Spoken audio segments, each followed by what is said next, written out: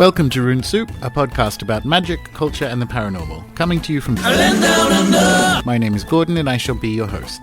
Enjoy.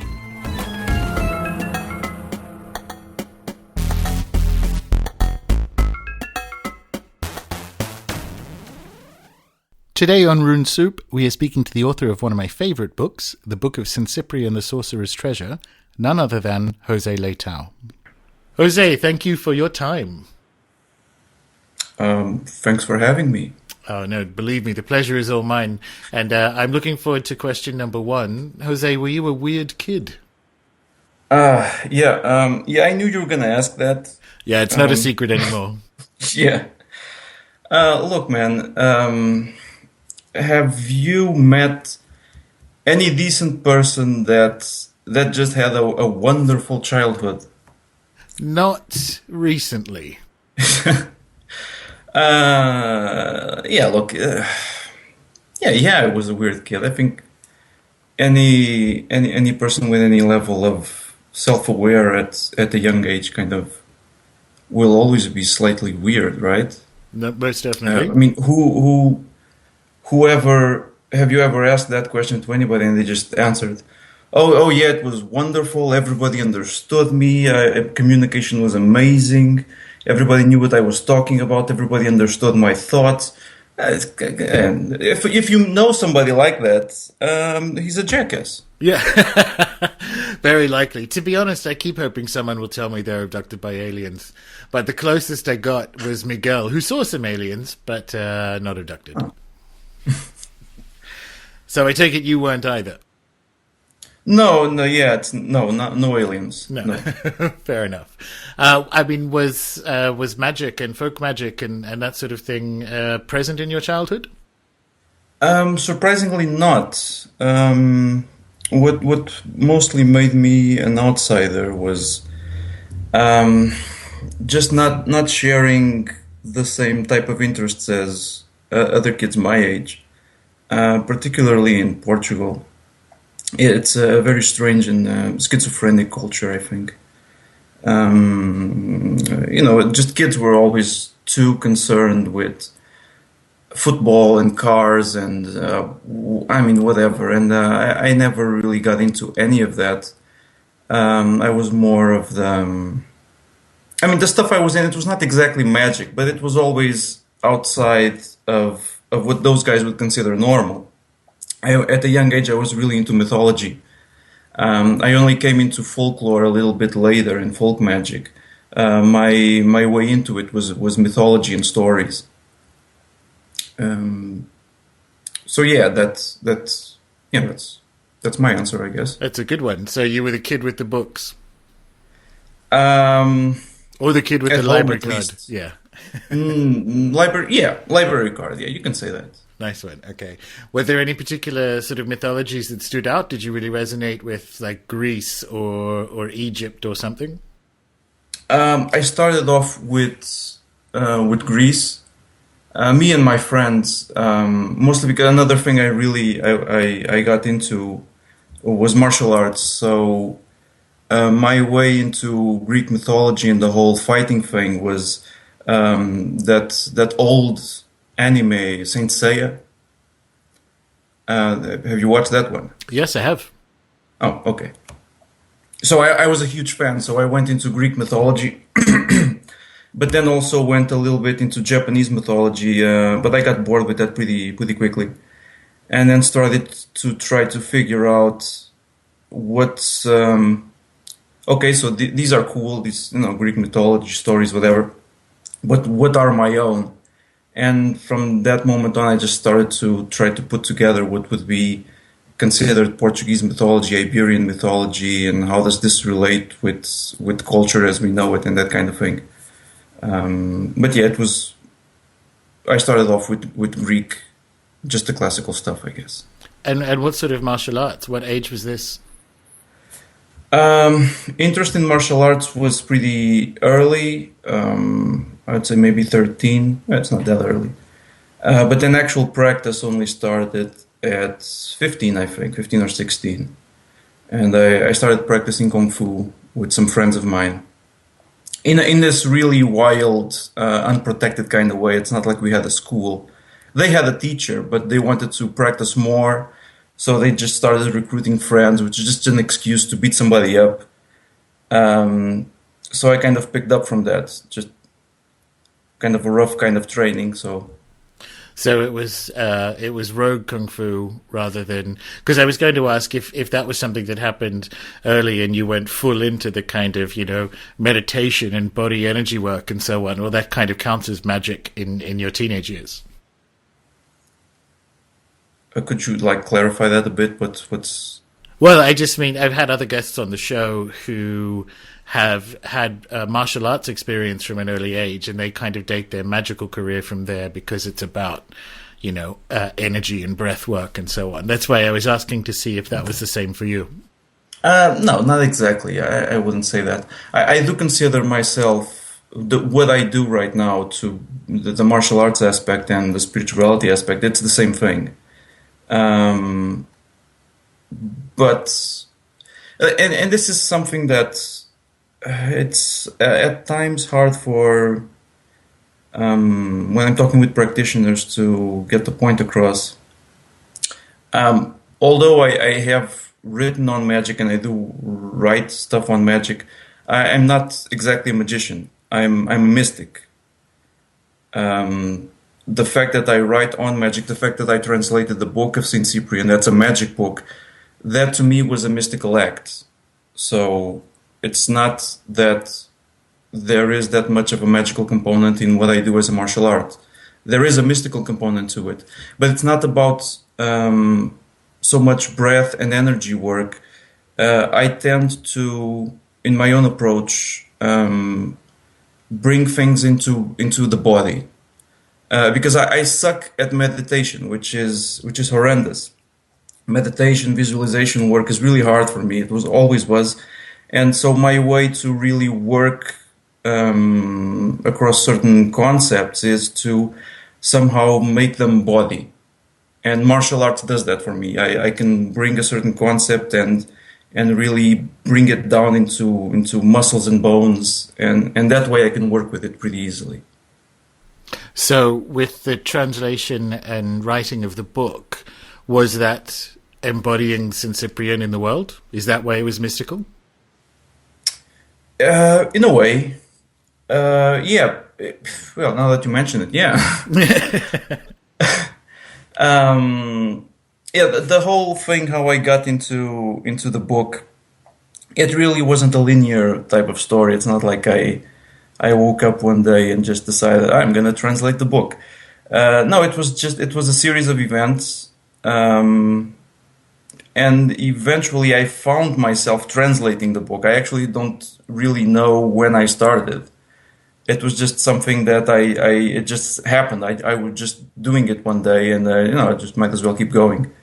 It was really like a long durée type of process. It didn't start... It started like years ago when I first I don't know how you would say this, got contacted by the saint. You read the book, right? Yes, of course, I love it. There's the intro, and there's a little part of the intro, the personal intro, and that's all true. So. The saint kind of got in touch with me on his feast day. But how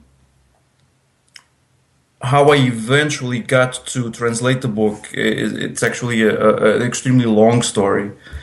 And it was basically, at a certain point in my life, I was trying to figure out, I had the martial arts, that's fine. That works for me. But I was really reading a lot on magic and mysticism, and I was trying just to figure out so I'm reading all this. So, but again, and going back to the issue of mythology, okay, I'm reading about these mythology, but what's my mythology? And I was trying to figure out what's my system. I'm reading about all these things. None of them really speak to me, although I find them extremely interesting. But what am I going to do with my own life?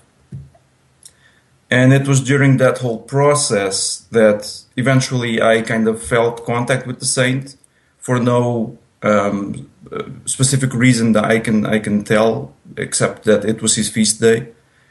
And one of the things that I eventually got to was trying to build my own system based on the writings of a Portuguese poet, Fernando Pessoa. I published an essay with the Scarlets on Mandragora years ago, and that was kind of my beginning of trying to sketch out a type of a magical system based on a certain Portuguese reality. That was, let's say, entirely mine. I couldn't find my way into anybody else's system. It always felt artificial to me. I couldn't get into it. So I decided, okay, I'm going to try to build something new. But while doing it, I started to realize, I have no initiation. I have no actual practice in most things. So if this goes off the rails, what do I do to protect myself? And it was then that I kind of figured out, okay, so if I'm going to do any sort of magic work, and I intend this to be somehow identified with a certain culture, then if I'm going to do any type of magic like this, I need protection. So the only background that I know exists for magic in my context is Saint Cyprian. So when I actually actively started looking into Cyprian, was just to try to get him to be a patron to protect me in this kind of off-the-rails work. And the idea was originally just to write a small essay about the Book of St Cyprian, about a couple of concepts I've had already figured out from the book, which eventually kind of escalated and got out of hand, and all of a sudden I had a book. So was that like, I don't know, that was a fantastic. No, it was a fantastic answer. So did you choose the Livraria Economia edition, or did St Cyprian? I would say St Cyprian. I started off. The first thing I did was obviously buy a whole bunch of editions, try to figure out what's.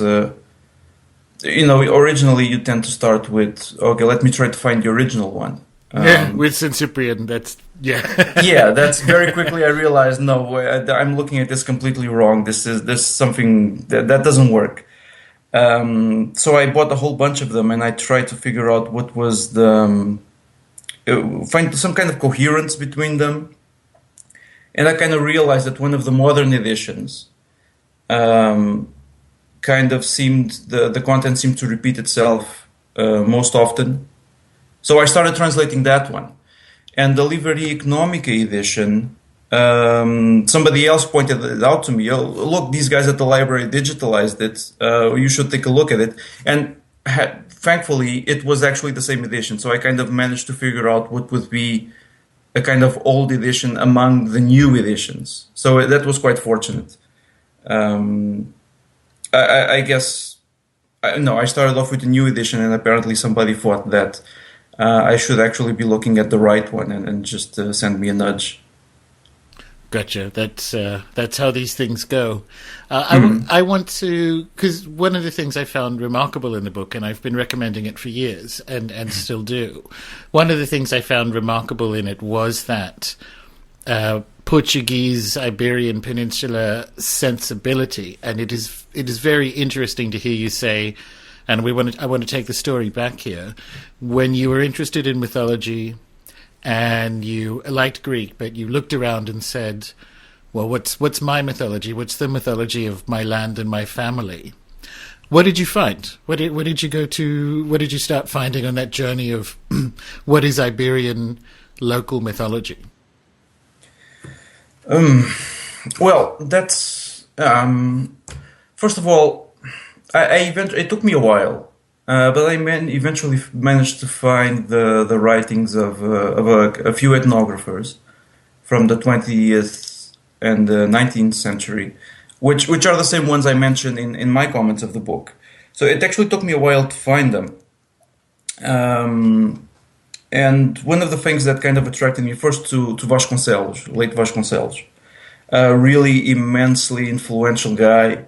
I mean, the guy wrote about everything: mythology, archaeology, philology. I mean, just everything. His body of work is immense. And one of the things that he did do is one of his major works is this 3-volume work called Religiões da Lusitânia, which is Religions of Lusitania. So his idea in that book is to, based on archaeological evidence, try to sketch out what would be pre-Roman religions in the geographical space of Portugal. And this book is pretty huge in Portuguese neo-pagan, the neo-pagan community. It's basically most guys, I won't say most guys, but at least a few guys, just take like the Wiccan model and fill in the gaps with Vasconcelos, and they call it Lusitanian paganism, whatever. So that was my original impulse. But very quickly around that time, I also managed to find a book by this other guy called Moisés Espírito Santo, who is also an immensely brilliant man. He's still alive, thankfully. A brilliant man in terms of religious studies and cultural studies that very easily managed to deconstruct Vasconcelos' approach to what he defined as the Lusitanian pantheon, and he really problematizes it and it points it out as being extremely flawed. So I didn't really go into the paganism thing because I read academic books that basically undermined the whole thing. But eventually I went into, since I liked monsters a lot. My thing with mythology was always the monsters. So I started going through, let's say, mythical figures, and what eventually ended up taking a lot of my time was the concept of the Mora Encantada, as simultaneously this kind of fey folk kind of thing, and simultaneously as a mythical ancestor. So that's kind of where I ended up, where I went from mythology into folk concepts and Portuguese specific concepts. It was mostly through Moras Encantadas, and then a little bit through Portuguese werewolf lore, which is really weird. I don't advise anybody to look into it if you're a werewolf fan. It can be disturbing. Really? Well, yeah. That well, that sounds really intriguing, frankly, Jose. Look, most stories you find about Portuguese werewolves, they don't even turn into wolves. They turn into horses and donkeys. It's just weird. It's just it's this really strange concept. And then somebody, basically, it's 7-son tradition, right? So you have 7 male sons. The 7th will be a werewolf, and the fact that you call it a werewolf or a lobisomem, the fact that wolf is in the name, or lobisomem, the first part is lobo, that doesn't mean he turns into a wolf. There seems to be some kind of break between what the word means and what the concept is. So I find that really weird. And so they basically just turn into horses and donkeys, and they don't really do much. Another name for them is just runners, corredores. They just run, and then in the morning you're wasted, and that's basically it. It's not as dramatic, but it's anticlimactic. It is, but for I'm listening to that name thinking, well, the word nightmare comes from, night horse and horse running, sure. And there's all those pieces in there that make me think of Jacques Vallée and that sort of dream state spirit or UFO contact. But you're right, if you're looking for actual werewolves, it's not as good when you find a donkey. No, and they're just not cool. That's just the bottom line. It's just not cool, man. So these ideas, it's interesting. A couple of things I want to pick up on there. So were people aware of the sort of Muri Encantada, I can't get that right, like today in Portugal, in the same way that elves are, maybe people know about them in Iceland, and maybe people know about the fairy folk in Ireland. Do people kind of know what you're talking about? If you just went up to someone in Lisbon and started talking about it, would they know what that is and what a were-donkey is? No, likely not. No. Again, very schizophrenic culture, particularly after, and of course there are also political reasons behind this. You can't figure out culture without figuring out politics, especially after 74 when we had the revolution over here. So we had this really conservative type of government. Some people would call it fascist, with a certain number of, with good reason. But if you really boil it down, it's not easy to fit those guys into just pure fascism. It was actually more complex. But anyway, 74 we got the revolution, and then the type of mentality that gets set up in Portugal is, so everything that these guys stood for, and they were of course highly nationalistic, all that. Everything that these guys stood for is inherently bad. Anything new and not this is inherently good. So, particularly in cities, you have almost a proud ignorance of just basic concepts of Portuguese culture, and basically cities dictate the status quo. So it's something that in just on a purely folk level is completely disappearing. Although there are thankfully ample records of it, and as a scholar and an academic, you can still pick it up pretty easily. But no, it's not something that people will know. It's not something that they'll actually be interested in knowing. Is that the same in the towns? Because what you've just described sort of happened to the French, but in reverse, like for a political left rather than political right. With the French Revolution, any of that mystic stuff, any of the sort of fairies in Brittany became provincial, and provincial stuff wasn't part of the new sort of revolutionary Paris, where everyone was interested in Enlightenment scientific ideas. And that shape is still the same with French culture, and it's now a couple of centuries later, and it's basically all gone, and it's only in the books now. Well, I think as far as I know, and my information isn't that recent, I haven't done any field work in this.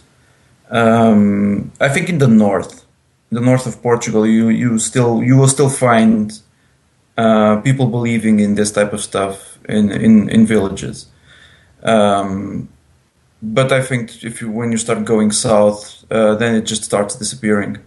Like you said, it's people consider it provincial, and not even people in the province want to be provincial. Exactly. Right? That's what happened to the French. Yeah, precisely. Yeah. In the north, they're a little more closed off, a little more conservative. In the good way, they have their thing going, and they don't care what anybody else says.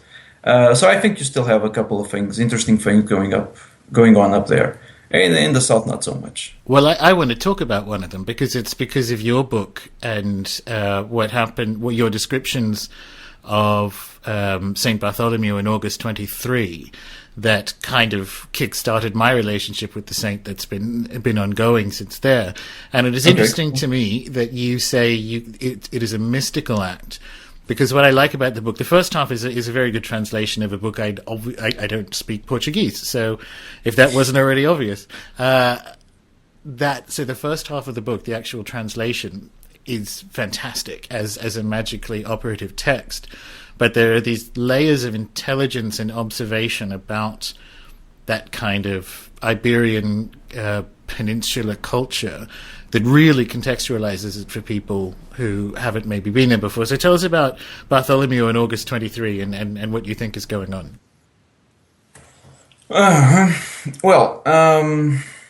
There's I also have a relationship with Saint Bartholomew. He's one of my, aside from Cyprian, he's the saint I have the most contact with. And look, I can talk to you about him in terms of what has been written about him, like an academic kind of way, and then there's my impression of it. No, we'll go with that one. It's a magic podcast, Jose, so you can let fly. Okay. You can even swear. Okay. Look. So what's your question? Then just really break it down. What's the children's baptism to St. Bartholomew in the beach every August? If you want to describe that and what you think is going on there. Oh, okay. So it's not exactly a baptism. What happens? It's a type of ritual. It's a kind of a complex thing. So there are a couple of churches that do this. One of them is the one I mentioned in two. I mentioned two in the book. I think one is in São Bartholomew do Mar, and the other one is in slightly up north in Cavés. So the São Bartholomew do Mar is the one with the sea baths. And the whole ritual is it's about fear. It's about removing fear from children. The whole thing goes with you take your kid to the church. Usually, either you take a black chicken or you rent one from the church, and you go around the church, I think, 3 times with it, and then you go under the statue of Saint Bartholomew with the chicken, and in theory, you give the chicken to the saint. Nowadays, since you just rent the chicken and the money goes to the church, it kind of adds up to the same thing. Then after that, you go to the beach and you pick up the kid. Usually there are people kind of specialized that do this. You pick up the kid and you throw him or her through an uneven number of waves. So 3, 5, 7, whatever. And the objective of the whole thing is to remove fear, at least for 1 year. But now, the whole thing, and it's what makes it interesting for practitioners, for people who are a little more, that want a little bit more, it's, of course, St. Bartholomew's connection with the devil. That supposedly during the 20, and I think actually it's the 24th, it's not the 23rd. Yeah, probably. During the 24th, supposedly the saint keeps the devil in prison or at bay for the whole year, except the 24th. So on the 24th, the devil is let loose. And this duality of Saint Bartholomew and the devil, and it's on Saint Bartholomew's feast day, all of a sudden the devil is set loose. This kind of suggests that there is a very concrete connection between both of them. And in my own perspective, taking also some liberties with Saint Bartholomew's iconography, basically the Saint Bartholomew and the devil, they're each other's skin. Since anyway, Saint Bartholomew is the patron saint of tanners, and he was flayed alive. So they're each other's skin. When you remove one layer, then the other one is there. If you remove that one, then the other one is there. And the whole process of, okay, the devil is set loose, let's do some very suggestive and suspicious rituals on this day, kind of seems like you're not so much picking up or calling into the aspect of Saint Bartholomew as Saint Bartholomew. It mostly suggests that you're calling on the devil. And yeah. I don't know. Does that answer it? Yes, it does. And the iconography or the imagery that suggests calling on the devil is, of course, the black chicken and that uneven between space, like not land, not sea, which is, of course, the waves. So you put them together with the day that the devil is out, and it's a feast day of a saint whose skin can remove, and or is removed, and it seems like, I think you're onto something. It's certainly been my experience, which I found in your book. It's certainly been one of the routes to working with the devil that I think is that comes with its own safeguards and is invitational. If you kind of look at it as, yes, Bartholomew and the devil wearing each other's skin within this kind of way of looking at it. Yeah, Look, it's I'm trying kind of hard to keep some of my own personal experience with this at bay because, first of all, I don't want to influence anybody's experience with this saint. But yeah, it's almost like if you're somehow, for whatever reason, afraid of the devil, which I don't think you should. The devil is fine. But it's a really nice way to approach this figure in my opinion, in a completely non-theological concept. It's a folk concept. And that's why I really like to call it the devil. It's not Satan and it's not Lucifer. That's a theological concept. It's the devil. And the devil only has one name, which is the devil. And if you have some issues getting in contact with this type of energy, this is a very nice way to get into it. And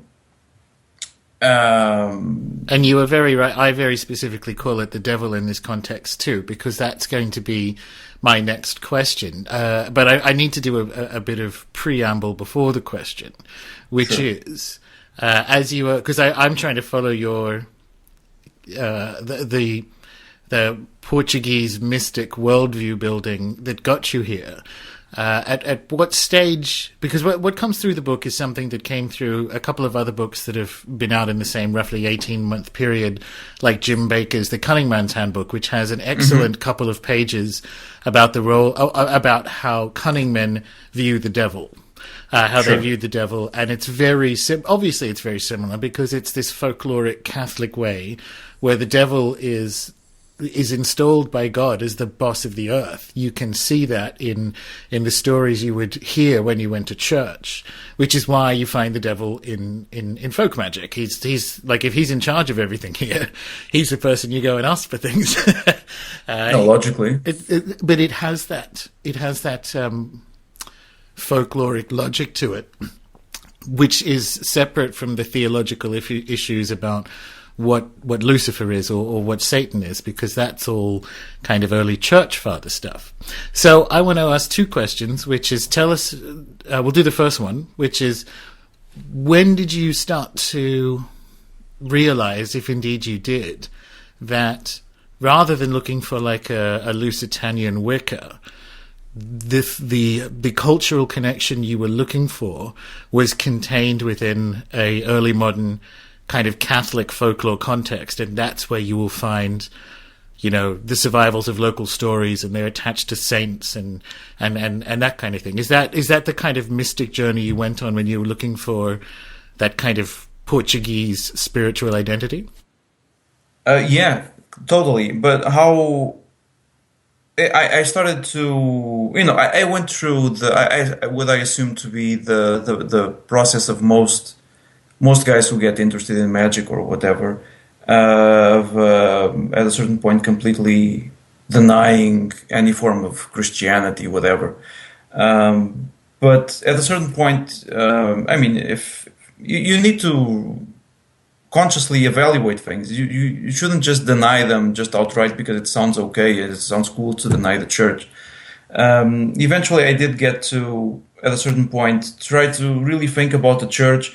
And the relationship, particularly the relationship between Catholicism and Portuguese culture. I managed to find some very good books on the history of the church in Portugal and how it really frames certain aspects of culture. So I wasn't really too adverse to it at a certain point, but how it really crystallized and how I really realized what the potential that you could find within Catholicism for a more complex and open-eyed approach to Christianity was actually during the translation of the book, while researching for the comments.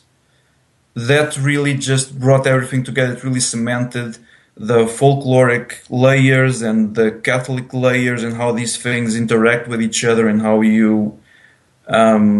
this, I wouldn't call it a hybrid system, because it's not. It's a hybrid system implies that it's not really any of these things, but it's both of these things. Answering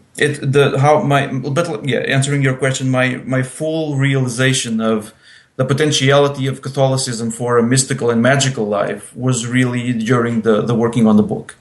I already had the concepts there, but I just needed something just to glue them together just perfectly. And that's what the book is, basically. Yeah, it's been my experience that nobody gets near St. Cyprian without becoming a little bit Catholic, or presumably a little bit Eastern Orthodox, I guess, on the other side of it. But that's certainly been it. So here's a mystic question for you then, and it relates to this. Why is that the case? Is it because of you and your mystical journey? So that because I did the same thing. You basically described, admittedly, an Australian version of it, but a complete dismissal of the Christian, ostensibly Christian background I had, and wandering through all the rest of it before realizing that the wires were still live. They still had current running through the existing system, rather than having to jump over and kickstart the car. So is in both our cases, but asking specifically about you, was that realization that happened during the writing of the book a personal one? So it's to do with you coming to terms with your own kind of culture and identity and background, or is it in there? Is it actually in the Catholicism and in that folk way of looking at it, and you kind of had to find it? So was it them or was it you? It's tough. I appreciate that. Probably the answer is both, but I want to hear. Yeah, no, it was I think it was me. It's I think that it's just hard to find the words for this. There is shit. Dude, repeat the question. I will. Basically, I've landed. You're describing a very similar spiritual journey to mine, and I had to spend my time in the wilderness, dismissing Christianity, and it was the sort of 8 years in the UK and traveling around Europe, and realizing that the things I was looking for, that I'd allegedly left Christianity for, although realistically I was never a Christian as a kid, it was still active, and sort of the old religion is in fact Catholicism. Like the witchcraft that you experience even in England, and in fact it's in the early modern grimoires. We had a witch panic in the UK because we shifted from Catholicism to Anglicanism, so that was the hidden secret religion, right? Yeah. And I just want to know if it was me. Because and once you realize it, you see the entire world anew. I can't walk into, my favorite church in London is St. Etheldreda's, and I can't walk into this space without reading it in this folk Catholic way and seeing it as alive. And I'm trying to work out, was it my change? So it's part of my journey about connecting with my own heritage and background. Or was it there and I was just too stupid? Has it been there all along? So is the change in me, or is it something that is the journey just from me being dumb to smart, or is it a circle journey of me going from dumb to connected, but probably still dumb? It's I think it's both completely. It's a process of, in my experience, of course, it's a process of realizing how culture frames who you are. That you can call yourself an outsider, you can call yourself an outlaw, but are you really all of these things that you claim you are, or you just say them to feel good about yourself? And it was just a gradual realization that even if you try to run, or in my case, if I try to run, I'm not really running anywhere. I'm not going anywhere. Nothing is happening. It's all aesthetics. It's all skin deep. Who you are on the inside. If it changes very, very slowly. So it was a realization of who I am as a person inserted in a certain culture or raised in a certain way. It's an acceptance of that. But then, of course, all of these elements exist, and they exist in a non-explicit way. all around, even urban Portugal, people have certain religious activities and certain engagement with the church, which is not, let's say, sanctioned by official church authorities, but people still do them just because that's what they do. So, but the folkloric aspects of Catholicism, which become so rich and so enriching when you realize them, they're not obviously broadcasted by the official channels. You do have to search for them. So they are there, but they're simply not advertised. You need to find them in their own context, which is, I think, one of the problematic things when some people become fascinated with magically inclined people become fascinated with certain aspects of Catholicism, that they tend to start picking out uncontextualized pieces of information and start incorporating them into certain magical practices without much thinking behind it. I'm not saying there's anything inherently wrong with that. You're free to do whatever. But this just seems like a very childish way of doing things. You're not really realizing what it is that you're doing. You're not contextualizing the element that you're removing from it. And it's quite a tyrannical attitude. That it's a very colonialist attitude. I'm going to go into this place, I'm going to take something out, and I'm going to make it mine. I don't care what this thing actually means. I don't care what the people who do this thing actually do with it. I'm going to do what I want to do with it. I think I got lost. I have no idea what we're talking about. No, that was great, because I was going to agree completely on it's probably in the system, and not only is it not advertised, it is localized. So the folk Catholicism of the west coast of Ireland erupts and manifests differently to the folk Catholicism of the north of Portugal. And so while some of the character names, if not all of them, are the same, what you were talking about with the context there is completely correct. So that you have, by virtue, and this is why I think people need to sort of get their heads around what even the word Catholic means to start with.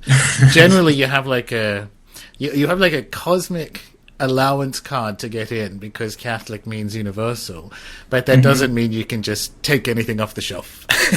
Oh, sure. No, that's one of the things I'm sometimes really pissed off about, is that particularly people who, obviously I had more contact with Catholics, but I think you can extend this to most Christians, or Christian countries. I mean, you have somebody who was raised in a Christian country, whatever denomination, and even though they likely never read anything about Christianity, because they were raised in that environment, they somehow feel that they know what Christianity is, and they know everything about it, and they don't have to research it, and it's no mystery for them. No, that's bullshit. It's all about I forgot my point. Sorry. It's all about the local context. So just because you were raised Christian, whatever that means, that doesn't mean you actually know anything about Christianity or Catholicism. And especially to your point about the harvesting of folklore traditions, you doubly don't know about, and they're available to you technically on a cosmic level if you approach them correctly and in their context and put some effort in. But rather than just kind of running through the shop and picking whatever you want, that's the piece that I find. And it's not even just Christians. That largely describes a lot of contemporary occultism today. But it's at the moment the Christian piece, people do kind of lift saints out of their context and think because they may have been Episcopalian briefly at school, they can kind of go for it. And it's a pity, because in theory it's invitational, but you still have to be invited. Yeah. Look, and that's one of the things for example, in the Catholic context, the Catholics have a tendency to baptize their kids when they're just babies, right? Now, of course, lots of Protestant denominations have problems with this. They say, it's not really a conscious process. It doesn't mean anything. I completely disagree. I think if you're going to baptize anyone, that's the right way to do it. Well, it's a specific ritual that has a specific liturgical context to it. That people, the priests used to blow on the top of the baptismal font, and that was the word moving upon the waters. So they're actually recreating creation with this child. There's a ritual context that is lost in the kind of more happy, clappy, televised Christianity once you get into the New World. They're like, there's some sort of be an adult and publicly declare that Jesus Christ is your Lord and Savior. I'm like, you've missed the magic. Sure. You've missed the actual magic that was in this system. Yeah, and look, obviously, I think I'm coming off really churchy right now. Yeah, me too. It's surprising for a Chaos Magic podcast, but let's just go with it. It's a good chat. Look, obviously, the church as an institution obviously has tremendous flaws, but and there's a lot of good things to be said about Protestantism as an idea. But obviously, during the whole process of the Reformation, the baby was thrown out with the bathwater. Sure, you corrected a lot of things, but you just destroyed your own culture. You just threw away everything that was colorful and beautiful about it. That's my attractive to Catholicism as opposed to Protestantism. It's just the colorfulness, just how much of a mess it is. That's what makes Catholicism beautiful. It's not how close it is to the Bible. I don't really care that much about the Bible. I think it's an awful book and boring. But all the things that they eventually got attached to it that make Catholicism what it is and make Catholicism true universal in its aspirations, that it had to concede to all of these different ideas and different concepts, and how all of these things somehow mysteriously fit together. That's tremendously beautiful to me. That's what attracts me in the church. Yeah, if the universe is a mess, then you should have a messy map. And, yeah. I think that's what people are looking for when they're interested. And again, like, as legally, technically, in a cosmic sense, it's available to any of the declined traditions if done correctly, not in a sort of pick and choose. Or there's this Italian saint I like who has, delicious pastries, so I'm going to have that one, and I'm going to do this. And I think people can do what they want, as you say, but you are missing the actual energy behind it if you approach it without that context. I think the story of the magical Renaissance is one of return of context. No, sure. And there's another thing. I don't advise people to pick and choose saints. Even if you're Catholic or whatever, you shouldn't pick and choose saints. It should be the other way around. The saint should pick you. You should feel something beforehand. It can't be just a simple intellectual process of like you said, I like cake. Let me find a saint that likes cake. That doesn't make any sense. It's you're losing in a way the human aspect of it, which is another thing I really like about saints. It's the human aspect of them. This is a class of spirits that, sure, some of them, you have that whole story about how pagan gods become saints.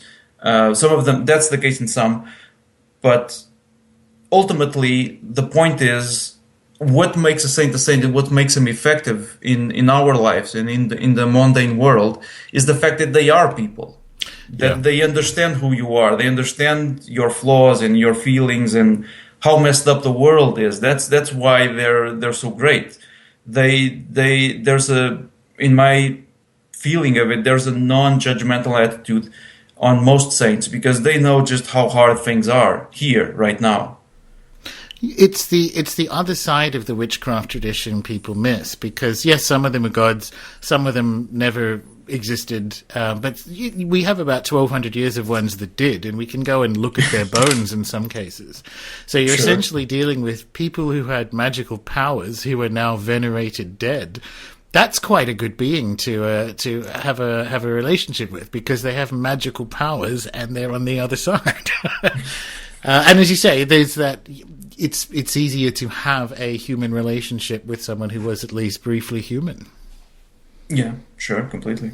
So on that note, when you say, kind of having that organic or unstructured relationship, or unstructured is the wrong word, organic and unpredictable relationship with different saints, how could you tell, how did you get the sensation that Cyprian was tapping you on the shoulder on his feast day for this project? When it happened, I was training actually, and I was going through that whole thing of okay, sure, I'm reading all of these books. I was starting to really look into grimoires.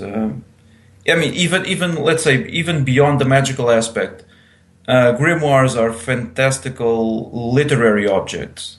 They're just marvelous. The language is marvelous. The structure is marvelous. I was really going into grimoires, really having a good time about it. And I was training, and then all of a sudden, I just get the feeling, I should look into the Book of St Cyprian. I had never read it before. I knew it existed. I knew the stories around it. But then, I got home that day, started researching the Book of St Cyprian, and realized that the day I was doing this, the day that this happened, this was the 26th of September. So that's a very, in my opinion, a very explicit cue. You suddenly feel the urge to pick up a book about a saint on his feast day. You can call that a coincidence if you want. I don't want. No, not around here. That's not. That's a sign of contact. Yeah, completely. And then how? So that to me, that to me is just an explicit being tapped on the shoulder, like you said. The whole evolution of how from this moment you then go into translating the book. That's a continuing process of a relationship. At first, extremely shy, but then just eventually just builds up. The translation of the book, like I said, wasn't associated with particular dates. It was just something that happened. But I consider it to be just a continuous event from this one moment, right? So, absolutely, yeah. All right, we touched on this before, but I think we should have a more detailed discussion about it. You said the devil in folklore isn't Satan and isn't Lucifer. They're not theological concepts. So, in the context of this Iberian folk Catholicism, what is the devil? How did people and do people approach it? The saying goes. Wait, how does the saying go? You should. It's something like you should be in good terms with God and not on bad terms with the devil. That's a complicated one to just describe. First of all, there's the whole issue of we can talk about Northern Portuguese folklore and how the devil fits in that, but that's not universal. Every context has its own specifications, right? You can't just put out a monolithic idea of what the devil is in a folk context. But basically, what it is that in a certain way, it is quite okay to talk with the devil, deal with the devil, just in general terms, be a friend of the devil in a folk Catholic environment. It's perfectly okay, and this will not in any way be considered satanic in any way. This is just how the world works. This is the cosmology that folk Catholicism provides to you. It just opens up the world in very concrete magical terms. And these are the powers that work there, and there are accepted avenues of communication with these powers, even if these avenues are unacceptable to the clergy. But again, the clergy is just a human institution. It is not a cosmic institution. The Catholic Church is a cosmic institution, which goes beyond whatever it is that the Vatican is, or whatever it is that the parish priest is. Does this answer it? I don't know. Oh, it answers it wonderfully, and you're right, especially as if you look at. You're right. I mean, it's different on different landscapes, and that's why I think the most common name for a landscape form, at least in English, is devil something. So, devil's backbone, devil's elbow. Wherever you go in the Anglosphere, the devil seems to have been very busy making the land. No, sure. And in Portugal, like typical constructions of churches that were built by the devil, bridges that were built by the devil. The devil is everywhere. It's one of the most popular characters in folk stories. This just transmits the idea that the devil is part of the world.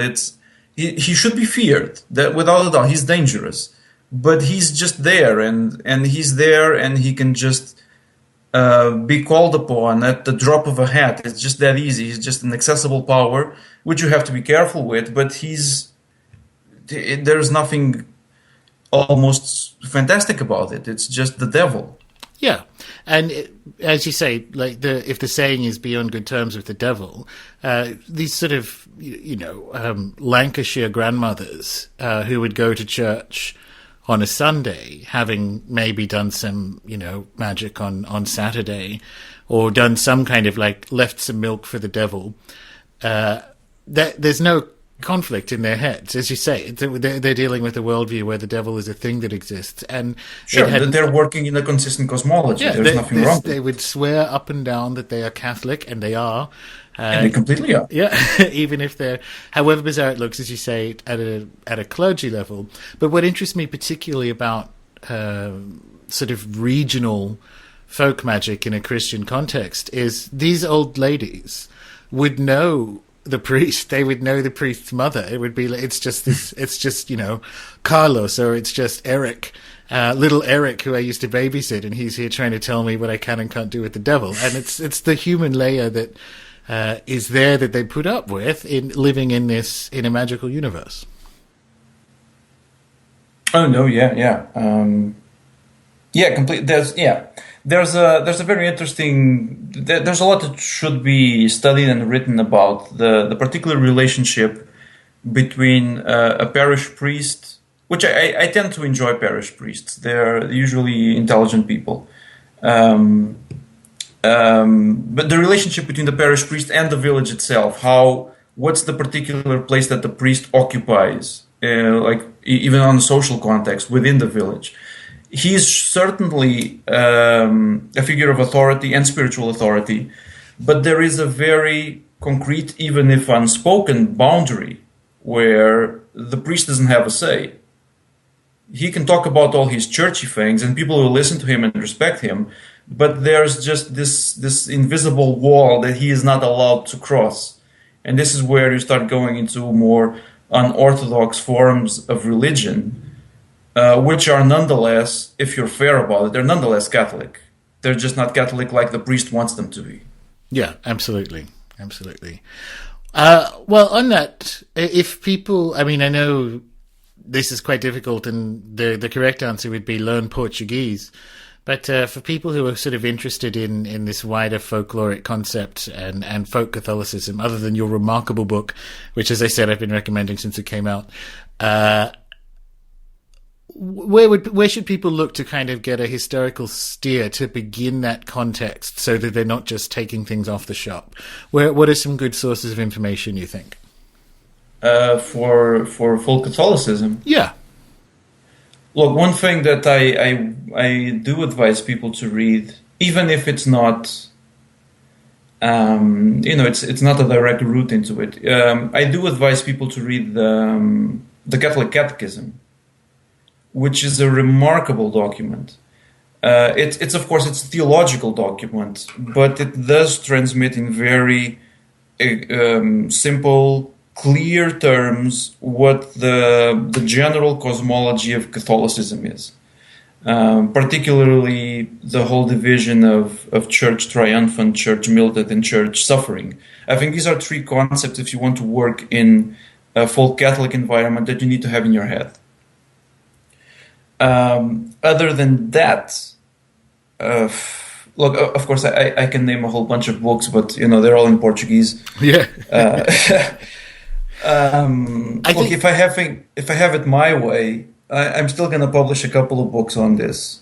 Are you working on it now? Can we look forward to this, Jose? Or is it one of those, I'll get to it in the future when another saint taps me on the shoulder?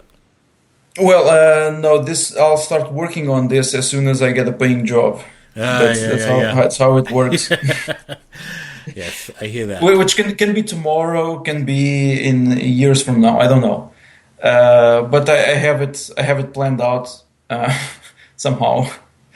Excellent. So people should look to you for further folk Catholicism in the future. Yeah, I didn't want to say that. No, I'll say it. It's fine. Yeah. I'll give you a job. You can start writing the books. Yeah.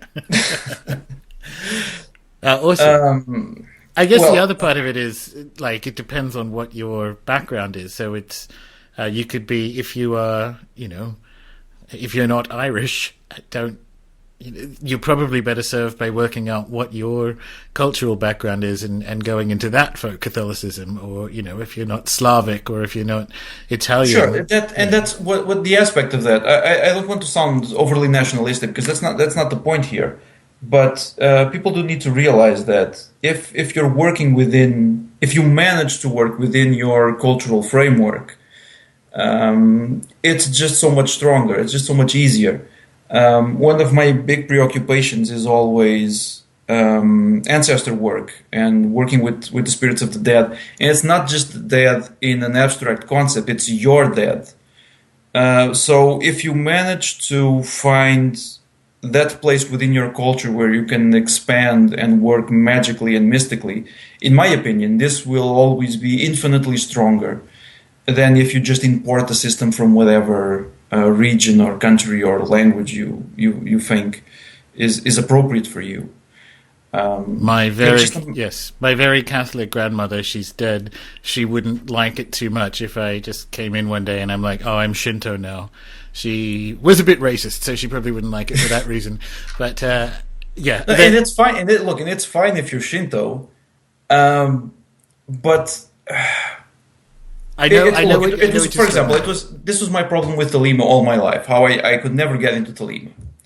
I was reading a Crowley book, like say the Blue Brick, and he describes whatever rituals, and I was reading it.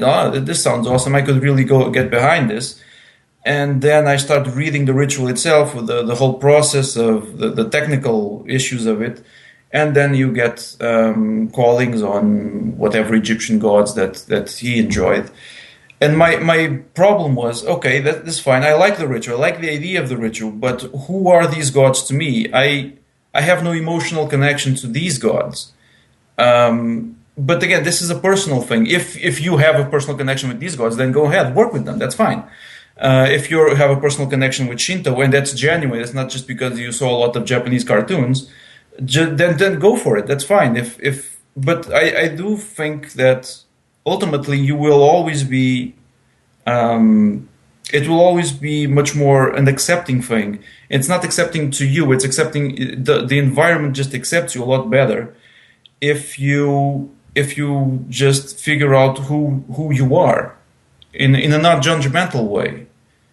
If you figure out that who you are, even if you don't ascribe to the tenets of the church, if you were raised in a certain way that kind of makes you Catholic, even though you don't want to be Catholic, then denying that will at times really make your job and your life difficult.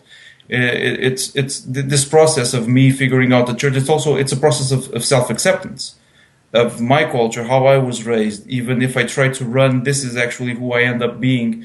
Even if I try to run, it's self-acceptance. It's understanding your environment, understanding your culture, understanding your family, very importantly. And it's all that. It just makes your life, in my opinion, just a little lighter to bear. And I think, because this happened to us both, if you don't, you will have to deal with it eventually. As you say, go and find the thing you resonate with. But for me, what I wish I'd known being younger was that the way out is through.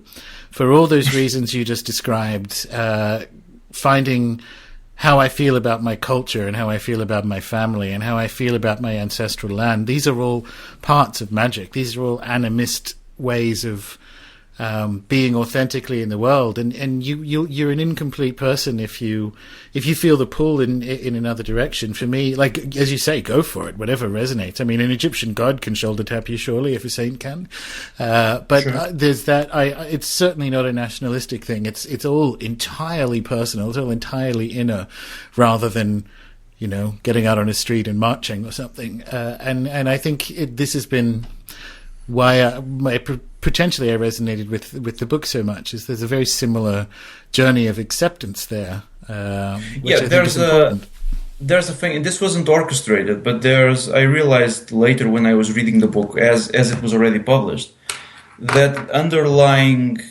the whole thing, there's almost like a meta-narrative to it.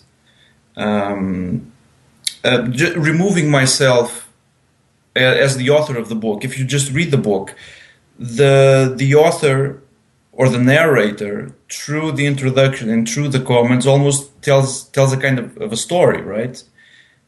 That there was, and like I said, I'm removing myself from whoever the author is.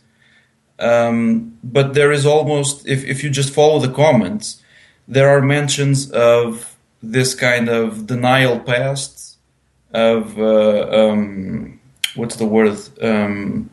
A reckless youth, and having read all these weird books, and how eventually, through the study of the book, the narrator becomes a Catholic in a way. Oh no, it's there. You had your own Agrippa journey. I love it. Yeah, and that wasn't orchestrated. That's something that I was just writing it, and after I finished it, I realized, okay, so this is a translation with comments, but there is also a story in this, which I found it was extremely interesting, and like I said, wasn't planned. Oh well, Cyprian should be credited as a co-author. Sure. Well, Jose, I've been looking forward to this for so long. As I said, I love the book, and I love the attitude and sensibility that's in it. So it's been an absolute pleasure having you talk about this and saints and the devil and all that. It's been such a great conversation. So thank you so much. I think we could go on. Oh yeah, we will. Well, there'll be more episodes down the line. Okay, cool. That's awesome. This has been fantastic. I've been looking forward to it for so long. So thank you very much. Thank you for having me, man.